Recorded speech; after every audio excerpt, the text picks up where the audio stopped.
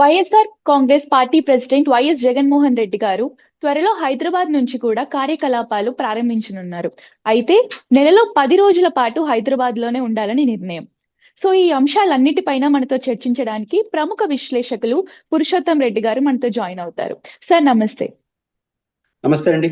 So YS Jaganmohan Reddy గారు Hyderabad shift అవబోతున్నారు అని అంటున్నారు. సో అసలు దీని ఇంపాక్ట్ ఎలా ఉండబోతుంది? అంటే ఆంధ్రప్రదేశ్ మాజీ ముఖ్యమంత్రి వైఎస్ఆర్ కాంగ్రెస్ పార్టీ అధినేత జగన్మోహన్ రెడ్డి గారు హైదరాబాద్ నుంచి కూడా రాజకీయ కార్యక్రమాలు చేయబోతున్నారు అనే ఒక వార్త కొంతకాలం నుంచి హల్చల్ చేస్తుంది. దానికి బలం చేకూరుస్తూ గతంలో జగన్మోహన్ రెడ్డి గారు ఒక కేసు వాయిదా నిమిత్తం హైదరాబాద్కు వచ్చినప్పుడు జరిగినటువంటి హడావుడి, ఒక రియాక్షన్స్ దీనికి బలం చేకూరుస్తుంది. 2 కారణాలు ఇచ్చే జగన్మోహన్ రెడ్డి గారు హైదరాబాద్ కేంద్రంగా కూడా తన కార్యక్రమాలు, తన ఇంపాక్ట్ క్రియేట్ చేయడానికి ప్రయత్నం చేయొచ్చు అని అనుకుంటాను. ఒకటి కారణం ఏంటంటే జగన్మోహన్ రెడ్డి గారికైనా, చంద్రబాబు నాయుడు గారికైనా, పవన్ కళ్యాణ్ గారికైనా ప్రపంచంలో ఉన్న తెలుగు ప్రజలకి పరిచయం అక్కలేని వ్యక్తులు. 2, వాళ్ళకంటూ ఒక ఫ్యాన్ బేస్ ఉన్న అధినేతలు. దీనిలో జగన్మోహన్ రెడ్డి గారు రాజశేఖర రెడ్డి గారు వారసుడు కాబట్టి, ఉమ్మడి రాష్ట్రానికి రాజశేఖర రెడ్డి గారు ముఖ్యమంత్రి కూడా పనిచేశారు కాబట్టి తెలంగాణలో కూడా ఆయనకు బలమైనటువంటి అభిమానులు ఈ రోజుకి ఉన్నారు, ఏరే పార్టీలు ఓట్లు వేసినా కూడా. గత ఎన్నికల్లో 2024 ఎన్నికల్లో తెలుగుదేశం పార్టీ గెలుపులో ఆంధ్రప్రదేశ్తో సంబంధం లేకుండా ఆంధ్రప్రదేశ్ అవతల జరిగిన పరిణామాలు కూడా కొంత తోడైనాయి. ముఖ్యంగా చంద్రబాబు నాయుడు గారు అరెస్ట్ అయినప్పుడు గచ్చిబౌలిలో ఎక్కడ అనుకుంటాను ఒక 50 నుంచి 1,00,000 మంది తెలుగుదేశం పార్టీ వాళ్ళు చంద్రబాబు గారు సంఘీభావంగా ఒక సభ పెట్టారు. ప్రపంచం అంతా కూడా ఎంతమంది చేశారని కానీ 1, 2, 3 తెలుగుదేశం పార్టీ చంద్రబాబు గారు అరెస్ట్ అన్యాయం అని మాట్లాడారు. వాళ్ళెవరూ ఆంధ్రప్రదేశ్ ఓటర్లు కాదు, కానీ ఇంపాక్ట్ ఆంధ్రప్రదేశ్ ప్రజల మీద పడింది. ఎందుకని ప్రపంచవ్యాప్తంగా చంద్రబాబు నాయుడు గారు అరెస్ట్ని ఖండిస్తున్నారు, ఒక మానసికమైనటువంటి ఇంపాక్ట్ క్రియేట్ అయింది. కానీ జగన్మోహన్ రెడ్డి గారు ఆంధ్రప్రదేశ్లో వైఎస్ఆర్ కాంగ్రెస్ పార్టీ పెట్టిన తర్వాత ఆయన ఏపీకే పరిమితం అయిపోయాడు. ప్రపంచవ్యాప్తంగా ఆయన అభిమానులు ఉన్నా కూడా నాకు ఆంధ్రప్రదేశ్ రాజకీయాలు చాలని ధోరణికి వెళ్ళాడు. కానీ దానివల్ల ఆ మేరకు నష్టం జరిగింది. కౌంటర్గా వీళ్ళేమీ చేయలేకపోయారు.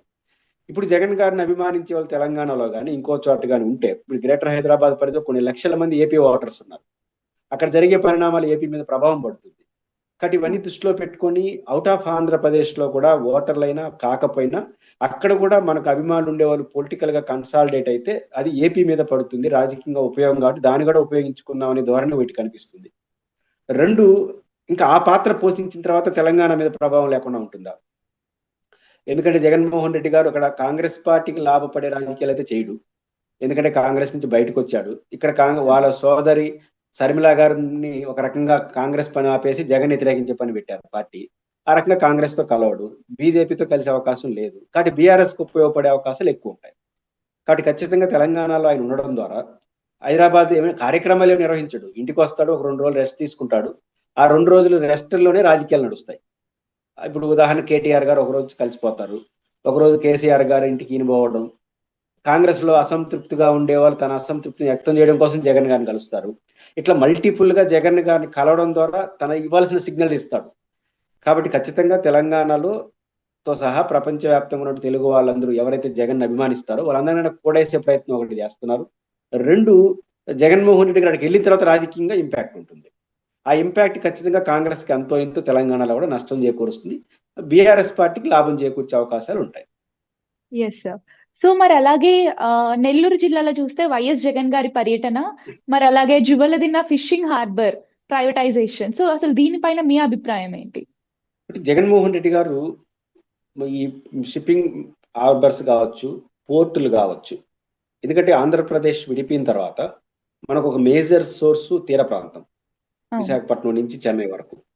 కాబట్టి ఈ తీర ప్రాంతం ఏదైతే ఉందో విశాలమైన తీర ప్రాంతం బహుశా తెలంగాణకి ఇతర రాష్ట్రాలకు లేనటువంటి అడ్వాంటేజ్.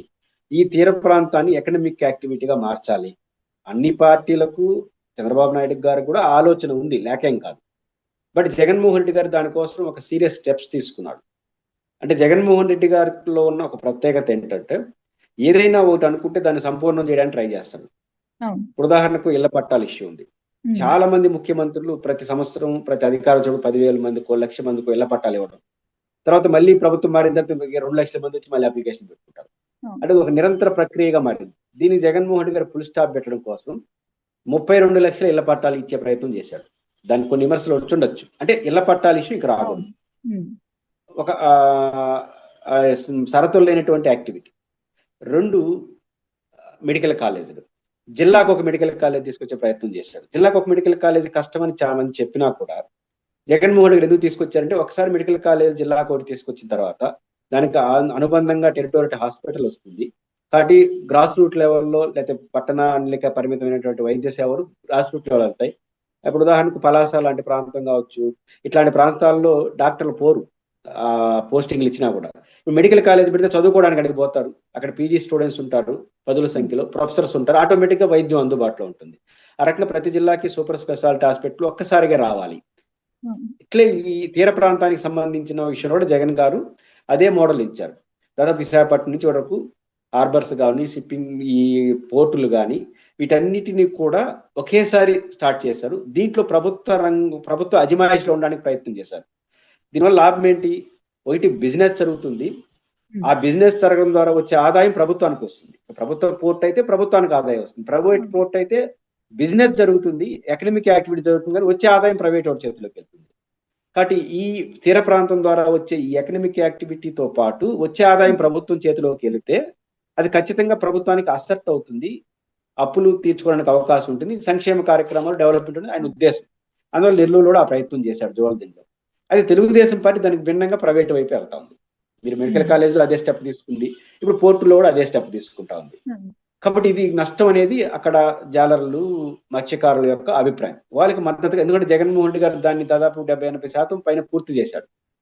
ఇప్పుడు మెడికల్ కాలేజీలు అదే కదా, పులివెందుల, మరకాపురం, మదనపల్లి దాంట్లో ప్రారంభానికి రెడీగా ఉన్నదాన్ని ప్రైవేట్ పీపీఎల్ పద్ధతితో ప్రైవేటీకరణ అంటా ఉంది. ఎట్టయితే మెడికల్ కాలేజీలు ప్రైవేటీకరణ పీపీఎల్ పేరుతో వచ్చిందని జగన్ వ్యతిరేకించాడో, కోటి సంతకాలు సేకరించి ప్రస్తుతానికి ఆపేశాడు, టెండర్లు ఆగిపోయినాయి.